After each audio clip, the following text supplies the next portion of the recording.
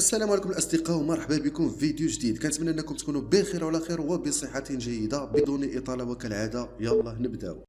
أكد الدولي المغربي أشرف حكيمي لاعب باريس سان جيرمان أنه كيتفادى اعتبار نفسه أفضل ظهير في العالم، مشيرا إلا أن المونديال كان أعظم ذكرياته. وقال حكيمي في تصريحات لموقع برايم فيديو بخصوص تصنيفه كأفضل ظهير أيسر أو أيمن في الوقت الحالي: لا، لست أنا، لا أحب أن أقول إنني أفضل ظهير. وحول سؤالها عن أفضل ذكرى لديه أجاب الدولي المغربي بالقول: أفضل ذكرى لدي كانت هي بطولة كأس العالم.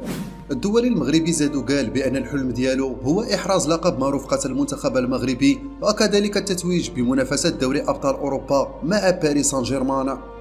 إذا كيستعد المنتخب المغربي لتسجيل أول ظهور له بعد كأس العالم قطر 2022 بمواجهة المنتخب البرازيلي في مباراة ودية شهر مارس المقبل. وراه أكدت قناة ريكورد تيفي البرازيلية أن اتحاد الكرة المحلي غادي يتشاوروا مع نيمار لاعب باريس سان جيرمان الفرنسي باش يشوفوا واش غادي يقدر يلعب أمام المغرب، مشيرة إلى أن منظمي المباراة الودية يرغبون بتواجده في ملعب طنجة الكبير.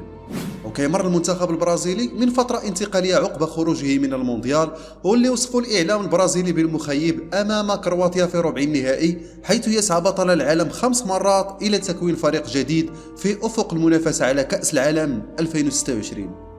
للإشارة فمباراة المنتخب المغربي ونظيره البرازيلي ستجرى يوم 25 مارس المقبل على الساعة 10 غرينتش على أرضية ملعب طنجة الكبير. المهم الاصدقاء كنتمنى انكم تشتركوا في القناه وتفعلوا زر ديال الجرس باش توصلوا بكل جديد. تلاقوا في فيديو محسن، الى اللقاء.